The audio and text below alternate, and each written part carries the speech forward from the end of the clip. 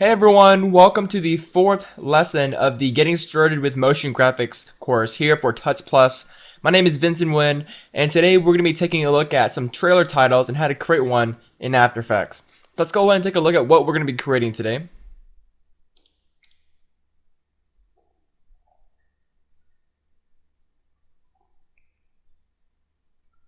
So as you can see, a pretty effective and stylized title sequence for your short films or trailers and such. So now this is going to be our first approach, or my first approach at helping you guys create a full, animation from start to finish from scratch. The past 2-3 episodes I've been talking about, motion graphics and just explaining and showing you guys things. But today I really want to sit down with you guys and really show you guys what it takes to create a pretty simple but effective animation from start to finish. So let's go ahead and create this project right now. So in After Effects here, let's go ahead and create a new composition. I'm going to call this main comp, and I'm going to make it 720p at 10 seconds long, and make sure your background color is set to black and hit OK. So we have a nice blank composition here to work with. Let's go ahead and create a new solid layer so we have a background layer to work with. Let's hit Control or Command Y to make a new solid, and let's call this BG for background. Make comp size and hit OK. Now, the primary focus of this tutorial is trying to make a nice, fluid, multiple text transitions to make things flow together, as well as to give it a nice stylized, polished, and finished look. So with that being said, let's go ahead and start with our text first. To create a new text, you can either go to Layer, New Text, or just hit Control Alt Shift T or Command Option Shift T on the Mac. So by pressing that, we bring up the nice type tool. We can type in our text. I'm going to call this type. Now, if I turn on the title save, you can see that our text is not centered. And the easiest way to center things up is to go to the window up here, make sure that the align panel is checked, and go to your align panel right here and just select your text and just go ahead and center it up. You may recognize these tools from Photoshop or Illustrator. So pretty nice way to center things up really quickly with text and layers like that without manually having to do this. So I'm going to turn off the title save. So go ahead and make all of your size adjustments and change your font to whatever you want. I'm using Bank Gothic, a free font which you can find via Google. Let's go ahead and make this 3D layer by switching the modes and selecting this little cube icon right here. And hit P on the keyboard to show the position parameters. And let's go ahead and start animating this thing in the Z position. So I'm just going to drag this thing way back.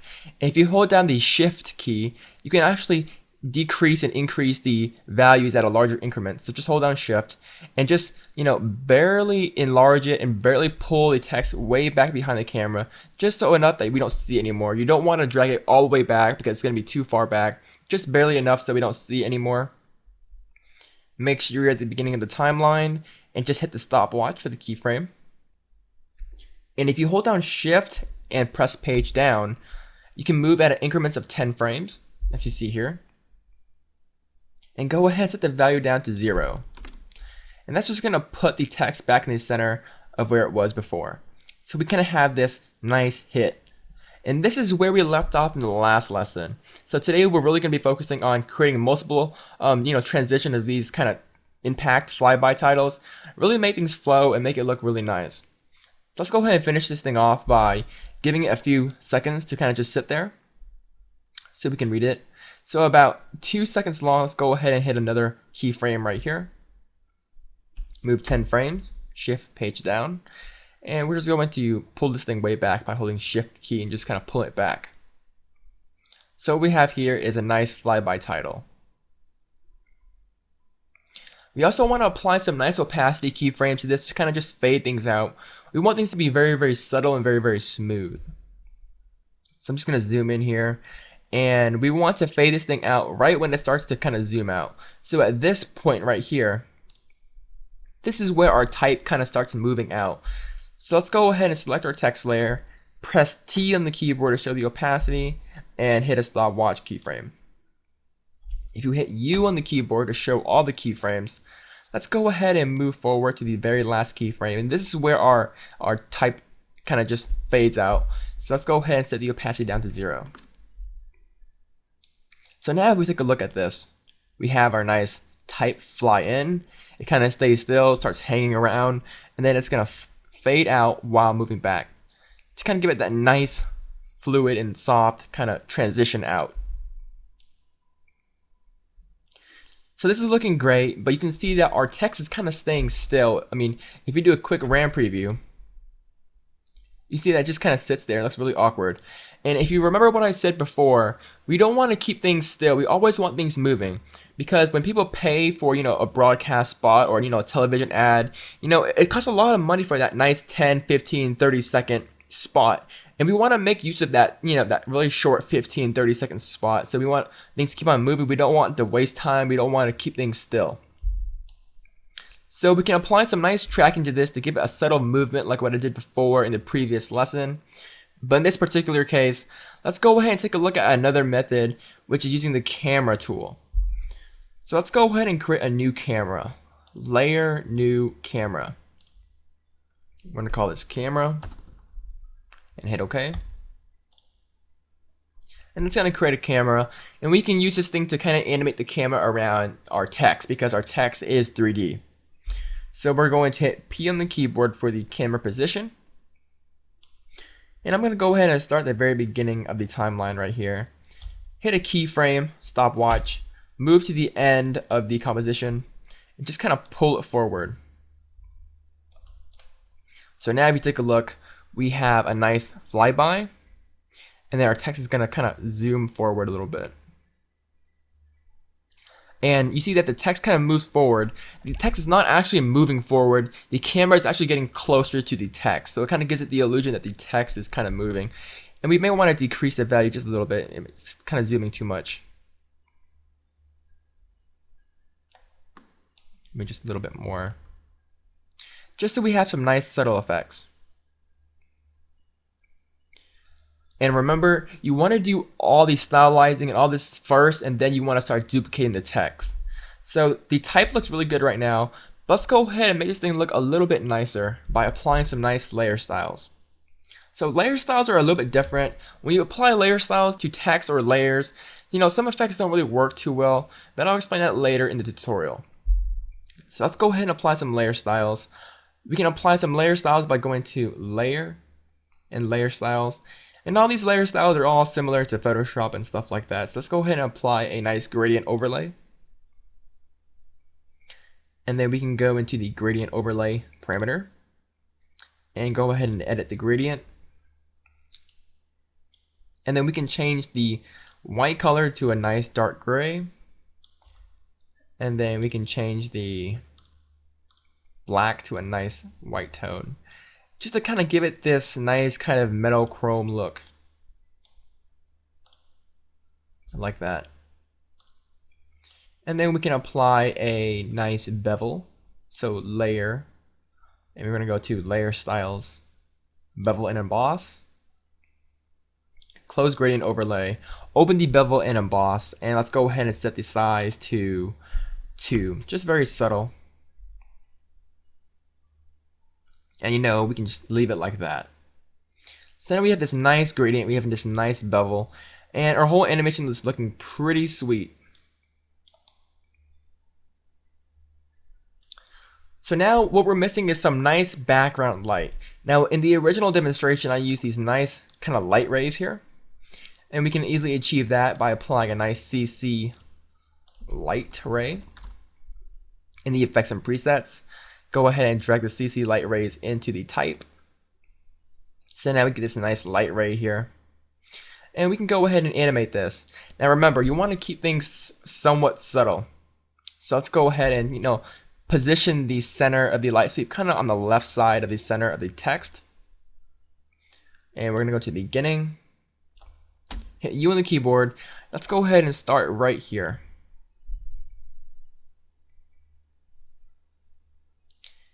This is where the type starts to kind of stay still. So we want to animate it right here. So we're going to hit a stopwatch for the center of the light ray.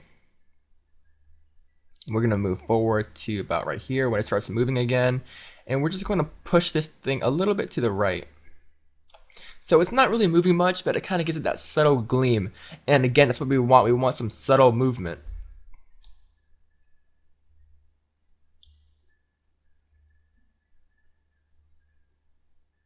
So as you can see, we had this nice light gleam that kind of just swipes across our text. Very nice, very fluid, and very slowly. And then kind of just zooms out. And just like that, we're pretty much done. Of course, you can tweak with the light ray settings if you wish. Now, to duplicate this text and create a nice title sequence, we can actually just simply duplicate the text. Let's go ahead and close this. Let's go ahead and trim down the layer a little bit so we kind of get a nice brief sense of how long this thing is. So we're going to go ahead and hit Control Command D to duplicate it. Of course, you can go to Edit, Duplicate. So what we want to do is align the second text to make it appear right when the previous text starts to disappear. So at this point right here, this is when our text is going to start to disappear. So we want to go ahead and start the second text about right here as well.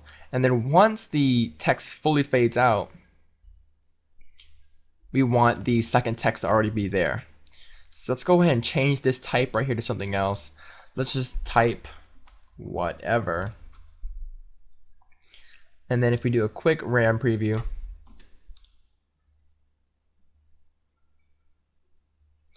you have this pretty cool and nice sequence here. And everything is kind of abrupt right now. Everything is just kind of slapping on. It's all of a sudden stopping, and then it's all of a sudden, zooming out. So we want to kind of smooth these keyframes out so it won't be so linear. We want a nice Bezier curve. And the easiest way to kind of ease your keyframes in is to highlight the keyframes. I'm going to highlight these two. And then I'm going to hit F9 or go to Animation, Keyframe Assistance, Easy Ease. And that's just going to ease the keyframes in so it's not so abrupt. And I'm going to do these for these keyframes as well. Animation, Keyframe Assistance, and Easy Ease, or F9. And again, that's just going to smooth the animations together. Let's just do this thing one more time. So let's go ahead and duplicate this text layer and just drag it into position here. So when one starts to leave, one starts to begin. Approximately right here. I want to change this text to "you want." Let's go ahead and just edit the camera keyframes a little bit, move this back, and then we're going to move this back as well.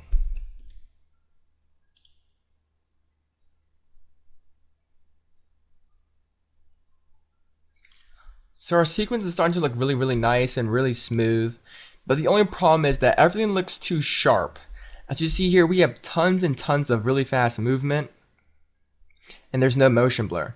So we can quickly enable motion blur by enabling the composition motion blur, which is going to enable the motion blur for the whole composition. And then we can enable motion blur for the individual layers. So go ahead and enable motion blur for these 3 layers by hitting this kind of 3 circle sphere motion blur switch. And now you start to see this really nice motion blur. And motion blur is just as important in motion graphics as it is in visual effects. So that really starts to sell the effect of some nice fast moving type, and it makes a huge difference in the whole animation overall. So now that we have our text set up, let's go away and take a look at how we can make this thing look a little bit more, polished. And we're going to start off with the background. Now, like I said before in the previous lesson, the fractal noise is a very, very powerful, plugin. You can do a lot of it with motion graphics and visual effects. And if you believe it or not, this whole background texture right here was not created using a texture or an image from anywhere else. It's actually created within After Effects using the fractal noise. So back into our main composition, let's go ahead and set this up. I'm going to create another new solid. Control Command Y, and let's call this fractal texture. And we're simply going to be using the fractal noise as somewhat of a texture. So dragging the fractal noise in under noise and grain. And at first glance, you would think that this plugin or this effect is not very, useful. It's just some weird cloud effects similar to the Photoshop one. And you can actually create a lot of things with the fractal noise, such as fire, cloud, smoke. In this case, we're going to be using a texture. So for the fractal type, let's go ahead and set this thing to dynamic. to kind of give it that nice puffy feeling to it. We're going to decrease the contrast to about 20, so it's not too contrasty. And then we're really going to lower down the brightness. We want it to be kind of dark. Maybe around -47. We're going to change the complexity to about 8, so there's kind of more detail in the clouds. And then we're going to go to the transform. And then we're going to scale this thing up a little bit. We don't want these miniature clouds. We want some pretty large clouds as a background. And right now the clouds are staying still. And from what I said before, remember, we want some subtle movement. We don't want things to be staying still. So to apply some nice movement, we can change the evolution right here. And that's just going to involve the clouds over time. And we can do this with keyframes. I'm going to do a really quick expression that you should all know. I'm going to hold down Alt or Option and just click on the evolution stopwatch. Once again, Alt or Option, click. And type in time asterisk 80. And this is going to times the value by the time times 80. That's going to cause the evolution to animate over time automatically without really any keyframes. Pretty useful expression. So now that we have our fractal noise set up, it looks kind of ugly, but let's go ahead and drag it, above our background layer. So now we can see our type. And let's go ahead and mask this thing out. So if you remember from the previous lesson, to use a mask, let's go ahead and go to the mask tool right here. And by default, you should have the rectangle tool. If we click and hold, we can select the ellipse tool and just draw a nice ellipse around our text. And it doesn't need to be perfect. We can go ahead and hit F on the keyboard to bring up the mask feather. And go ahead and feather this thing out. And then we can hit M again to bring up all the mask properties. And we can just go ahead and increase the mask expansion. You can see what it does here. It kind of just expands our mask. That's the reason why we don't really need our mask to be exactly perfect. So just get it somewhere that looks pretty right. Make it somewhat like a vignette effect. And again, just like visual effects and cinematography, we use a lot of vignettes and motion graphics as well. So just like that, we created this kind of soft and subtle texture for our background layer. We can go ahead and adjust some of the settings in the fractal noise. Like that. And in the original demonstration, I used a fractal noise, but I also use a nice bright lens flare. Now, lens flares are a really popular style nowadays, especially in visual effects and motion graphics. Kind of the new trend, I guess. Now, there are awesome plugins out there for lens flares. There's actually a pretty crummy one in After Effects built in, but let me go ahead and show you what this is. So let's go ahead and create a new solid layer. Control Command Y, and then we're going to call this lens flare. Make sure it's set to pure black and hit OK. And we can search in the lens flare effect. Drag that in there. And we get this pretty default nasty, old school lens flare that hasn't been updated for years, especially in Photoshop. So we're going to set the lens type to 105mm prime, which is just going to give you the nice bright white lens flare. And then we can set the blending modes here and just toggle the switches, change the blending mode from normal to add, and that's just going to add the colors into our scene so we can see the rest of our background layer. So if we just adjust this to the very top and just increase the brightness, kind of pull it up a little bit, and just bring it underneath all of our text layer, you kind of create this nice bright white background. And then, I'm not really liking the kind of iris of this whole lens flare, so I'm going to go ahead and mask this thing out. So again, with the elliptical mask tool, let's go ahead and just kind of crop things out. Right there. Hit F on the keyboard to feather things out. And we can just, tweak some of these things. Something like that. So we have this nice subtle background. And now it's kind of missing that drop shadow. So we can quickly apply a drop shadow by going back to the layer styles. applying a nice drop shadow. And then we can set the, let's go to our text here, the first one. And let's go ahead and, change the angle a little bit for the drop shadow here. Maybe 120. Maybe increase the distance a little bit. And then change the size. And then we're going to decrease the opacity, just so it's very, very subtle. And then we can copy the drop shadow. Just click on the drop shadow, copy it, Control Command C, and just paste it to the rest of our text layer. So you get this very nice and subtle drop shadow here. And that's pretty much all you have to do to create this pretty basic trailer title sequence. Now, in the original demonstration, I added these kind of nice cinematic letterboxing to kind of give it a nice finished look and that cinematic focused look. So you can either render it out with the wrong aspect ratio, or you can manually create these. To create these, go ahead and create another new solid layer, Control Command Y, and call this letterboxing. And then let's go ahead and turn on the title safe, just so we have a reference right here, and get the rectangle tool and go ahead and draw a pretty even mask as such. Now right now the mask is masking out what we selected, so it's pretty much cropping what we have. We actually want to subtract what we have and cut this part out and leave the rest remaining. So we're going to change the mask from add to subtract.